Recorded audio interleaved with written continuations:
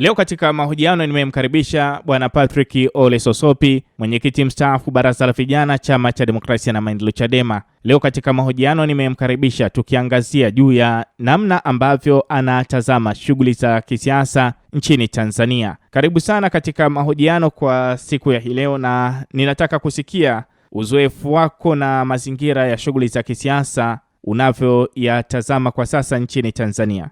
Na washukuru sana kama ambavyo nimekueleza kwamba niko buheri wa afya. Siasa ya nchi yetu kwa sasa inafanyika unfairly. Inafanyika katika mazingira yanayofavor chama tawala. Inafanyika katika mazingira ambayo tunaweza kueleza tulio wengi hakuna demokrasia kwa tafsiri ya demokrasia, ila kuna demokrasia ya kupretend, ya kuakti kama nchi yetu na demokrasia. Kwa sababu yako mambo mengi ya kisiasa yanatokea na yanafanywa na watawala ambayo hayapendezi wala si ya kisheria. Tukizungumzia kauli ya hivi karibuni ya waziri wa mambo ya ndani Patrobas Katambi, a very good friend of mine, ambaye alikuwa ni mwenyekiti wangu wa Bavicha Taifa, mimi nikiwa makamu mwenyekiti, na baadaye alipounga juhudi mimi nikawa mwenyekiti wa Bavicha. Nashangaa kwamba amesahau maumivu tuliyokuwa tunayapitia na kupiga kelele juu ya mfumo wa haki na demokrasia na usawa kwa vyama vya siasa. Ametoa kauli ambayo si kauli halali ya kuzuia mikutano ya vyama vya siasa, lakini unaruhusu paredi la Simba, unaruhusu paredi la Yanga, unaruhusu mikusanyiko ya mikutano ya Injili, unaruhusu mikusanyiko hata viongozi wa kiserikali, let's say waziri mkuu, lakini mnazuia Chadema isifanye mikutano ya siasa. Na wanatoa kauli kwamba ni vyama vyote vya siasa, which is not true, kwa sababu chama kinachofanya siasa for the time being mikutano ya hadhara ni Chadema. Hivi vyama vingine vinafanya mikutano wapi wewe umeona, ndugu yangu? Kwa katika mazingira ambayo tunaweza kueleza ni masikitiko yetu makubwa kwamba hakuna justice, hakuna democracy, na ndio maana tunaendelea kupigia kelele. Nafikiri Watanzania wameelewa kwa nini Chadema tulikuja na no reform no election before 2020. Tulikotoka huko ya kuzuia mikutano ya vyama vya siasa, ndio haya yamerudiwa leo. Na waziri hana mamlaka. You see? Na ushaikuona wapi waziri anampa maelekezo IGP kwamba IGP zuia mkutano wa vyama vya siasa? IGP hawezi kuzuia mkutano wa chama cha siasa. Anayeweza kuzuia mkutano wa chama cha siasa with reason, sawa, ni OCD, mkuu wa polisi wa wilaya, ambaye vyama vya siasa tukitaka kufanya mkutano wa hadhara tunaandika barua kwa mkuu wa polisi wa wilaya kumalate kwamba tutafanya mkutano siku fulani, na sheria inatueleza masaa 48 kabla ya kufanya mkutano. But unfortunately tunaona waziri akimwelekeza IGP, jambo ambalo ni la ajabu sana. Inawezekana serikali hajui wajibu na ile chain of command. Katika mazingira ya kwetu na lawama ama maoni ambayo mmekuwa mkiatoa na zaidi ya kilalamikia mfumo wa ufanyaji shughuli za kisiasa katika taifa la Tanzania, ndio kusema mfumo ama utaratibu wa shughuli za kidemokrasia katika mfumo wa sasa unaweza ukawa umeshindwa kufanya kazi nchini Tanzania? Brother, ni ukweli kwamba sasa hivi tunaongozwa na kauli za watu, hatuongozwi na sheria. Unfortunately tuna sheria mbovu, tuna katiba mbovu, lakini pamoja na ubovu wake wa hizo sheria, pamoja na ubovu wa katiba, at least basi ungeheshimiwa. Kwa sababu nchi yetu kwa mujibu wa katiba yetu inaeleza kabisa kwamba nchi ni ya mfumo wa vyama vingi, na inaeleza kabisa kwamba watu wana haki ya kujieleza, watu wanapewa haki. Ibara ya 8 ya katiba yetu ya Jamhuri ya Muungano wa Tanzania ya mwaka 77 pamoja na marekebisho yake takriban 20 inatupa hiyo room, na Watanzania wanapaswa kufanya. Lakini katika mazingira ambayo unaona leo anatoa kauli kwamba siasa haitaki kufanyika, mikutano haitaki kufanyika ya hadhara. Yani kwa sheria ipi? Kwa sababu kama kungekuwa kuna hatari kuna hatari ya kufanya mikutano au mikusanyiko katika nchi, yani kwamba hao watu wanaolenga kufanya uhalifu ni kwenye mikutano tu ya vyama vya siasa. Kwa nini hawezi kufanya uhalifu kwenye paredi la Simba ameshinda mashindano kadhaa, ama Yanga, ama mkutano wa Injili wa Mposa na watumishi wengine wa Mungu? Yani kwa nini mtu asifanye kama lengo ni kutaka kuzuia mikusanyiko? Na kama kuna hiyo hatari, anayepaswa kutoa hiyo kauli ni rais, kwamba katika nchi iko katika hali ya hatari. You see? Lakini katika mazingira ambayo unaona kwamba sheria haziheshimiwi, kwa demokrasia na mfumo wa vyama vingi kwa sasa, a simple thing ni kwamba CCM haiwezi tena kushindana na vyama vingine kwa mujibu wa sheria na uwepo wa shughuli za kisiasa. CCM inatumia dola kukandamiza vyama vingine kwa sababu they in power, wanafikiri kwamba wao wanaweza kuzungumza kitu chochote, lakini itambulike kwamba it's just a matter of time. Na haya yanayofanyika kuna watakao kuja kulipa gharama yake, kwa sababu hiki unachokifanya kinakaa in records. Watu they put in records, siku wakija kuamka wakaikataa. Na ndio maana katika mazingira ambayo hata wewe unafahamu na Watanzania wanafahamu, CCM imepoteza mvuto, CCM imepoteza uhalali wa kisiasa, hata wa kisheria, kwa sababu kila mtu anajua uchaguzi hicho kinachoitwa uchaguzi wa 2025, na watu wasifikiri kwamba watu wameaccept hicho kitu. Watanzania wanahesabu, na sisi tunaamini ni jambo la wakati. Haya wanayofanya CCM leo wanapaswa kuyaacha, na wasifikiri Watanzania wataendelea kuwa ni wajinga wakati wote. Kwa hiyo katika mazingira haya, brother, nikwambie ukweli, mfumo wetu wa kidemokrasia umetekwa. Sawa mfumo wetu wa kidemokrasia hauko katika uwanja uliofanana. Lazima tuendelee kupiga kelele, na lazima tuwaambie CCM kwamba hii nchi sio ya kwao. Hii nchi ni ya Watanzania wenye vyama, wasio na vyama, kwa sababu nchi hii sio kila mwananchi ni mwanachama chama cha siasa. Kwa tukitaka kuongoza nchi, tuongoze nchi, lakini tusiongoze nchi utafikiri tunaongoza familia. And that's what they are doing CCM for the time being. Kwa sababu imekuwa hata ni hatari watu kuzungumza, watu wanaogopa, watu wanatekwa, watu wanaumizwa, watu wanakamatwa, wanapewa kesi ajabu. Inatokea wapi leo mtu naambia eti mwanaharakati uharakati ni ugaidi? Katika katiba ipi na sheria ipi ya nchi yetu? Kwa hiyo brother, I know kwamba tuna mazingira ambayo nimekuwa ni hatari kwa taifa letu, lakini sisi ambao bado tuko wazima hatutaogopa. We'll never surrender, we'll never retreat. Lazima tuendelee kupiga kelele until further notice ya kwamba nchi yetu inakwenda kupata haki na mabadiliko ya kweli, ili vyama vyote viwe sawa. Haijalishi Chadema, CCM na chama chochote kile. Mikutano izuiliwe kwa maana ya kulinda maslahi ya nchi, lakini sio kulinda maslahi ya CCM. Nataka nikusikie kwa upande wa vijana ambao umefanya nao kazi kwa muda mrefu. Vijana wanakuwa na kuimarika katika misingi ya kufanya siasa ambazo zinalenga maslahi ya taifa. Yeah, sure. Now vijana wako very disappointed. Vijana wako very disappointed. Kwanza hawana ajira. Wako very frustrated. Sauti zao zinaminywa. Vijana wanapambana sana kuhakikisha kwamba wanaweza kufanya mabadiliko katika nchi yao. Lakini wewe unafahamu kilichotokea Oktoba 29, 2025. Oh, they are not happy at all. Mimi nimeongoza baraza la vijana, nafahamu experience ya kuongoza vijana. Nafahamu huruka ya vijana kwenye nchi hii. For the time being, hatuna vijana wale wenye malengo kabisa ya kufikiri kwamba wanaweza kufanya ushindani wa kisiasa, wanaweza kuona uongozi ni fursa. Leo kijana kuwa kiongozi kwenye nchi ni tatizo, ni gharama kubwa. Who knows you? Au una pesa sana, katika mazingira ambayo yanapelekea wanakuwa disappointed.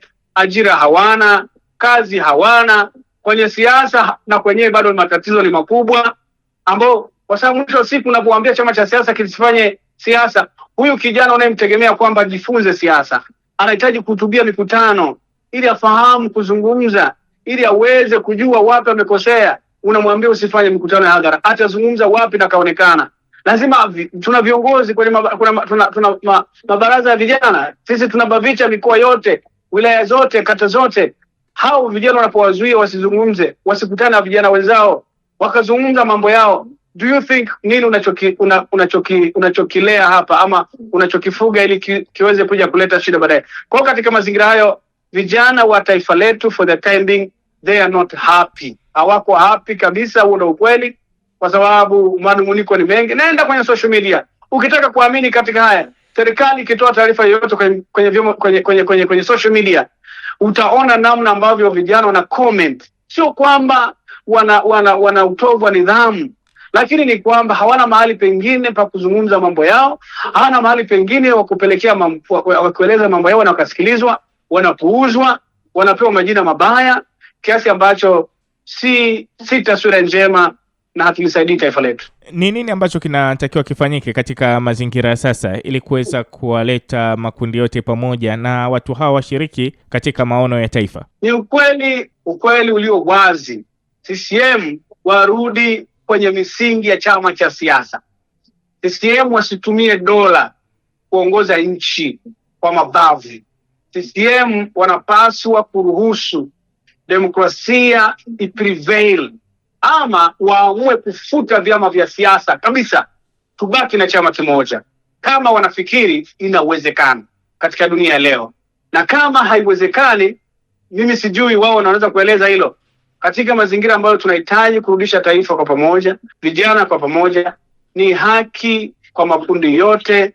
Kama ni wanasiasa wafanye haki zao kisiasa, kama ni machinga wafanye kazi zao kimachinga, kama ni bodaboda wasiumizwe.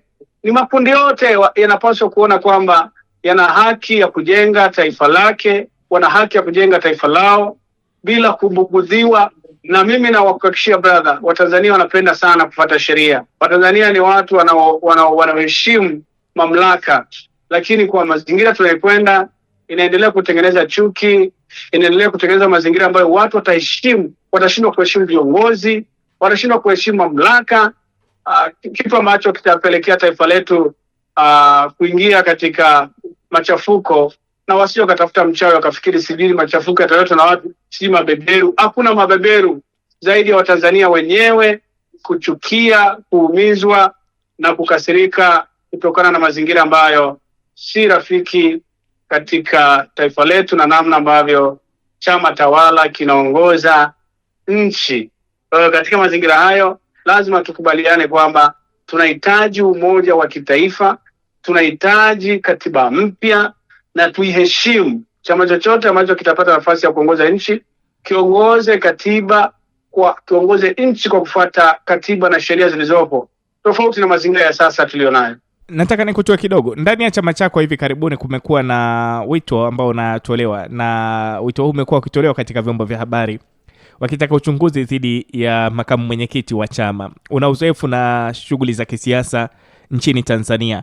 Kauli hizi ambazo zimekuwa zikitolewa unazitazamaje katika mtazamo wako na uzoefu ulionao katika shughuli za kisiasa? Ni fedha zipi makamu mwenyekiti amekula? Ni fedha gani ambazo zimetolewa? Na ni nani amesema kwamba kuna fedha ametoa na zimeliwa na makamu mwenyekiti? Nani? Yaani ni nani ametoa hiyo fedha? No, mimi sielewi, kwa sababu kinachofanyika ni hizo spinning za chama tawala. Hakuna kitu kingine chochote kile. Kwa sababu unapomwambia mtu achunguzwe, mbona hatujawahi kusikia serikali ikichunguza ufisadi mkubwa ambao mkaguzi na mdhibiti mkuu wa serikali wa mali za umma kwa maana CAG akieleza kuna upotevu wa mabilioni, matilioni. I have never seen watu wakifanya press conference kushinikiza serikali uchunguzi ufanyike. Miradi mingi ya serikali inaliwa fedha na inajengwa katika kiwango cha chini. Mbona si ambao iko wazi kabisa? Sasa hiki kinachoelezwa kwamba makamu mwenyekiti amekula fedha, yani ni nani anayeeleza kwanza? Na huyo anayeeleza, kwa nini hatuambii kwamba makamu mwenyekiti amepewa fedha na mtu kiwango cha shilingi 10,000 amekula? Mtu huyu amekubali kwamba ni kweli makamu mwenyekiti wa Chadema nilimpa fedha na amekula. Ni nani? Kwa hicho kinachofanyika ni spinning, ni politics, ni hoja mfu ambazo CCM wanajaribu kutaka kutengeneza mgogoro ndani ya chama chetu. And unfortunately wanapoteza muda wao. We are very strong enough. Angalia propaganda wanajaribu kuipeleka kwa chama chetu. Leo tumetangaziwa baraza kuu la chama litafanyika tarehe 19 tarehe 15 mwezi wa 9 2026, na makamu mwenyekiti ametangaza tunahitaji kuwa na bajeti ya milioni 334. As we are speaking, leo ni siku ya 7 tangu tumetangaza challenge. Mchana huu ilikuwa tumeshafikisha milioni 144, na Watanzania wanachanga sio 20,000, sio laki, sio milioni, wanachanga shilingi 500, wanachanga bukubuku, wanachanga 200. Leo ndani ya siku 7 tuna milioni 144. Kungekuwa na hiyo skendo ambayo CCM wanaileta, watu wasingeweza kuonyesha imani kubwa kwa Chadema kiasi hicho. Sisi tunafanya tone tone. Leo kwa siku 7 tuna milioni 144 na tunahitaji kupata milioni 300 kwa ajili ya baraza kuu, na tutapata fedha hiyo kwa sababu wanaochanga ni wananchi. They are just very common wananchi, sio matajiri kama ambavyo wao wakati wanataka kwenda kufanya uchaguzi walifanya harambee Mlimani City ku raise 100 bilioni 100. Sisi leo tuna raise milioni 334. Yamekuwa ni makelele, imekuwa ni tatizo, na sisi tunawaomba wananchi, tena sio bila kwa force, kwa kuwaomba kwamba chama chenu kinafanya baraza kuu kwa sababu hatuna ruzuku.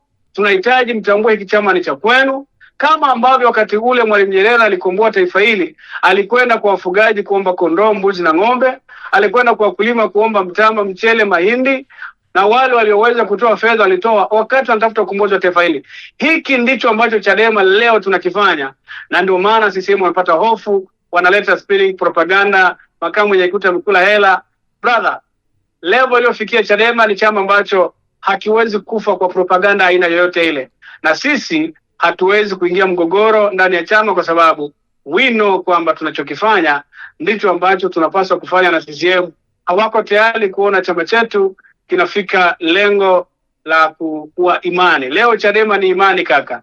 Hizo propaganda za huko mitandaoni ni uongo na hakuna ukweli wa aina yoyote, kitu ambacho naweza nikakueleza.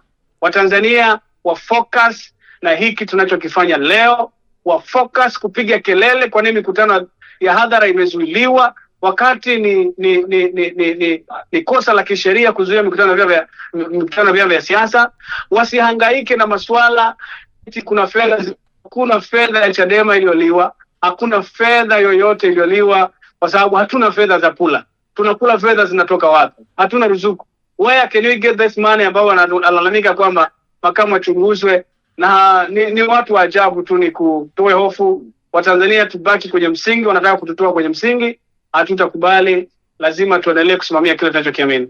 Mimi nashukuru sana kwa kuzungumza nasi siku hii leo. Karibu sana na kushukuru sana.